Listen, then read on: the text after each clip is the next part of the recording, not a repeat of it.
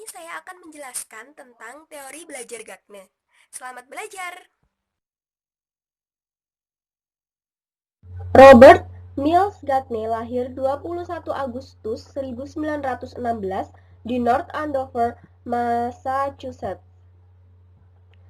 Arahan Gagne didefinisikan sebagai serangkaian kegiatan yang direncanakan secara eksternal yang mempengaruhi proses pembelajaran dan dengan demikian meningkatkan pembelajaran.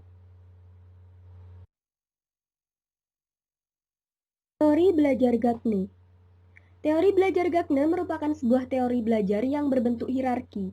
Menurut Orton 1990, Gagne merupakan tokoh behaviorism gaya baru atau modern neo-behavioris. Dalam mengembangkan teorinya, Gagne memperhatikan objek-objek dalam mempelajari matematika yang terdiri dari objek langsung dan tidak langsung.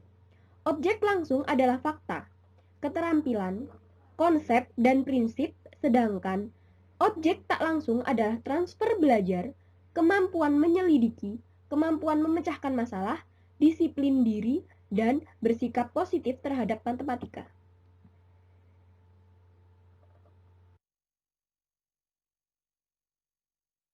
Belajar Gagne terdiri dari sistematika 8 tipe belajar, sistematika 5 jenis belajar, dan fase-fase belajar.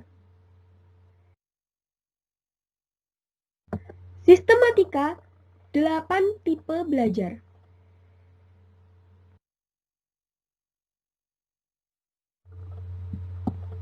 Tipe belajar tanda atau signal learning.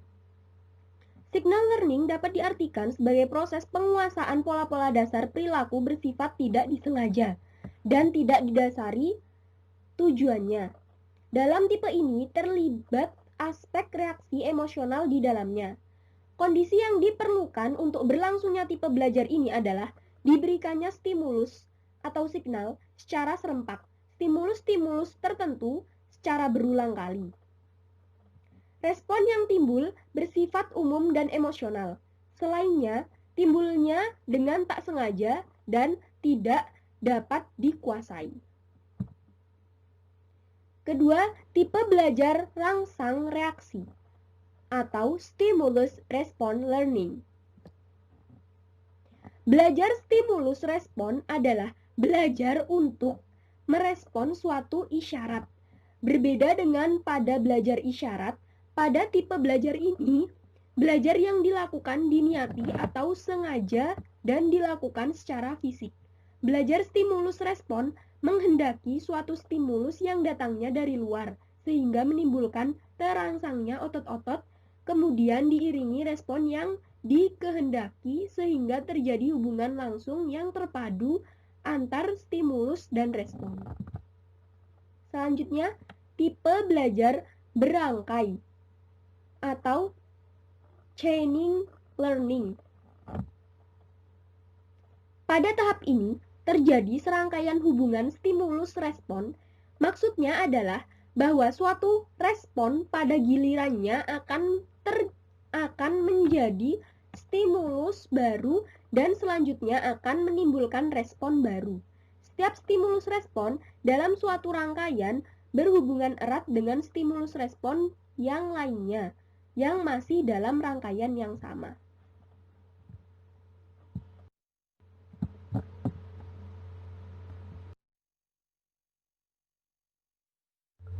Tipe belajar asosiasi verbal, verbal association learning. Asosiasi verbal adalah rangkaian dari stimulus verbal yang merupakan hubungan dari dua atau lebih tindakan stimulus respon verbal yang telah dipelajari sebelumnya. Tipe paling sederhana dari belajar rangkaian verbal adalah asosiasi antara suatu objek dengan namanya yang melibatkan belajar rangkaian stimulus respon dari tampilan objek dengan karakteristiknya dan stimulus respon dari pengamatan terhadap suatu objek dan memberikan tanggapan dengan menyebutkan namanya. Tipe belajar membedakan discrimination learning. Discrimination learning atau belajar membedakan sejumlah rangkaian mengenal objek secara konseptual dan secara fisik. Dalam tipe ini, anak dididik mengadakan seleksi dan pengujian di antara dua perangsang atau sejumlah stimulus yang diterimanya, kemudian memilih pola-pola respon yang dianggap sesuai. Terdapat dua macam belajar memperbedakan, yaitu memperbedakan tunggal dan memperbedakan jamak. Tipe belajar konsep, concept learning.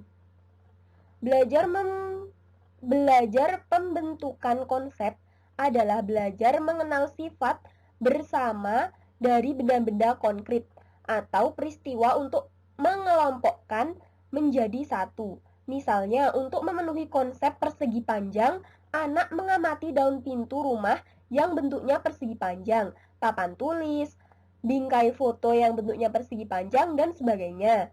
Untuk hal-hal tertentu, belajar pembentukan konsep merupakan lawan dari belajar memperbedakan. Belajar memperbedakan menginginkan anak dapat membedakan objek-objek berdasarkan karakteristiknya dan yang berlainan. Sedangkan belajar pembentukan konsep menginginkan agar anak dapat mengklasifikasikan objek-objek ke dalam kelompok-kelompok yang memiliki karakteristik sama.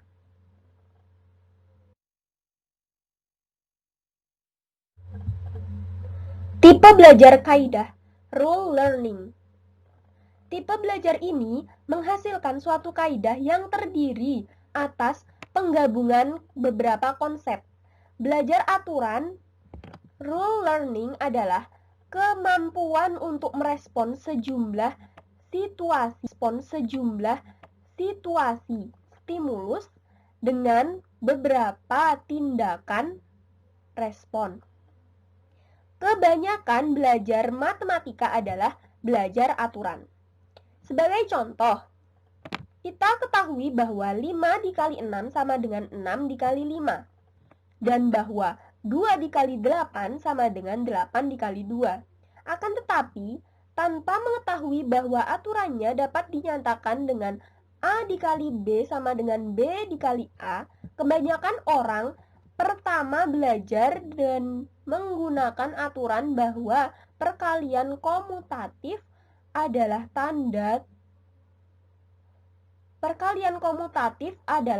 tanpa dapat menyatakan itu. Dan biasanya tidak menyadari bahwa mereka tahu dan menerapkan aturan tersebut. Untuk membahas aturan ini harus diberikan verbal dengan kata-kata atau rumus seperti urutan dalam perkalian tidak memberikan jawaban yang berbeda, atau untuk setiap bilangan A dan B, A dikali B sama dengan B dikali A.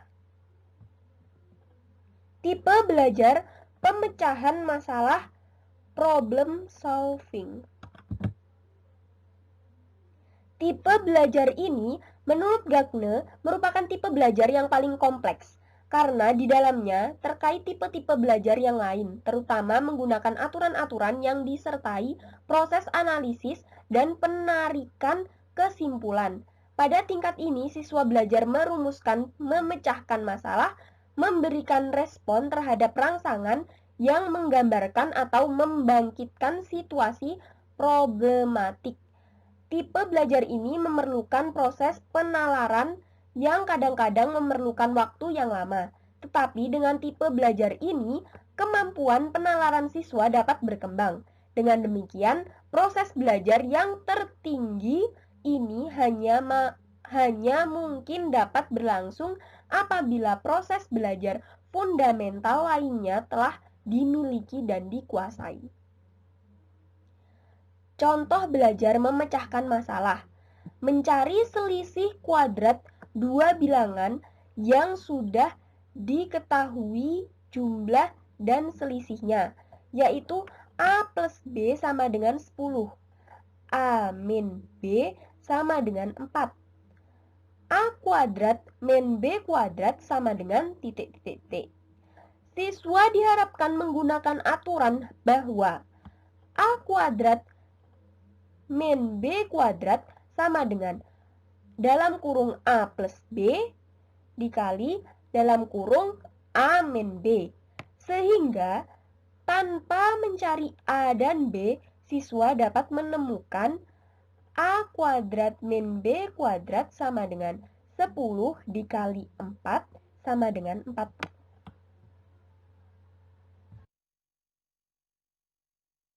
Sistematika 5 jenis belajar.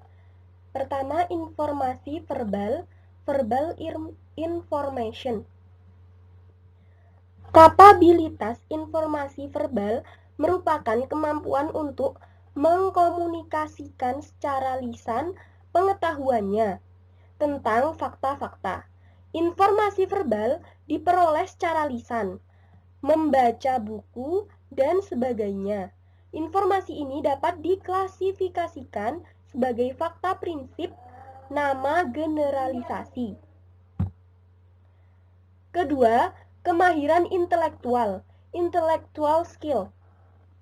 Yang dimaksud adalah kemampuan untuk berhubungan dengan lingkungan hidup dan dirinya sendiri dalam bentuk suatu representasi, khususnya konsep dan berbagai lambang atau simbol, huruf, angka, kata, dan gambar. Ketiga, pengaturan kegiatan kognitif atau kognitif strategi. Kapabilitas strategi kognitif adalah kemampuan untuk mengkoordinasi serta mengembangkan proses berpikir dengan cara merekam, membuat analisis, dan sintesis.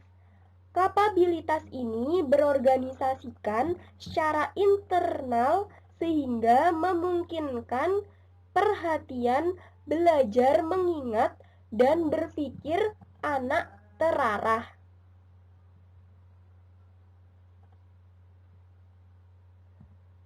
Keempat, sikap atau attitude. Kapabilitas sikap adalah kecenderungan untuk merespon secara tepat terhadap stimulus atas dasar penilaian terhadap stimulus tersebut. Respon yang diberikan oleh seseorang terhadap suatu objek mungkin positif, mungkin pula negatif.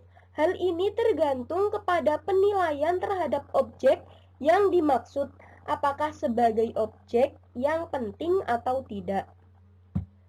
Terakhir, keterampilan motorik atau motor skill. Untuk mengetahui seseorang memiliki kapabilitas keterampilan motorik, kita dapat melihatnya dari segi kecepatan, ketepatan, dan kelancaran gerakan otot-otot serta anggota badan yang diperlihatkan orang tersebut. Kemampuan dalam mendemonstrasikan alat-alat peraga matematika merupakan salah satu contoh tingkah laku kapabilitas ini.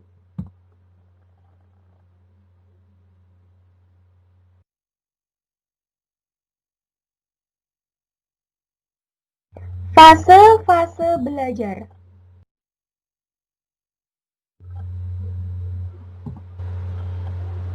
Fase motivasi atau motivating phase. Fase pengenalan atau apprehending phase. Fase perolehan atau acquisition phase. Fase retensi atau retentive phase. Fase pemanggilan atau recall. Fase generalisasi. Fase penampilan. Dan fase umpan balik. Implikasi dan aplikasi teori Gagne dalam pembelajaran. Implikasi teori Gagne dalam pembelajaran. Pertama, membangkitkan dan memelihara perhatian. Kedua, merangsang siswa untuk mengingat kembali konsep aturannya dan keterampilan yang relevan sebagai prasyarat. Ketiga, menyajikan situasi atau pelajaran baru. Keempat, memberikan bimbingan belajar. Kelima, memberikan feedback atau balikan. Keenam, menilai hasil belajar. Ketujuh, mengupayakan transfer belajar. Kedelapan, memantapkan apa yang dipelajari dan memberikan latihan-latihan untuk menerapkan apa yang telah dipelajari. Aplikasi teori Gagne dalam pembelajaran. Karakteristik materi matematika yang berjenjang hierarkis memerlukan cara belajar yang berjenjang pula. Untuk memenuhi suatu konsep dan atau rumus matematika yang lebih tinggi, diperlukan pemahaman yang memadai terhadap konsep dan atau rumus yang ada di bawahnya.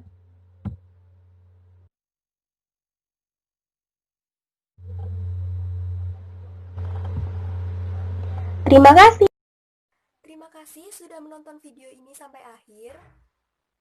Kurang lebihnya mohon maaf, dan untuk pertanyaan bisa langsung ditanyakan di kolom komentar, dan jangan lupa like dan subscribe. Wassalamualaikum warahmatullahi wabarakatuh.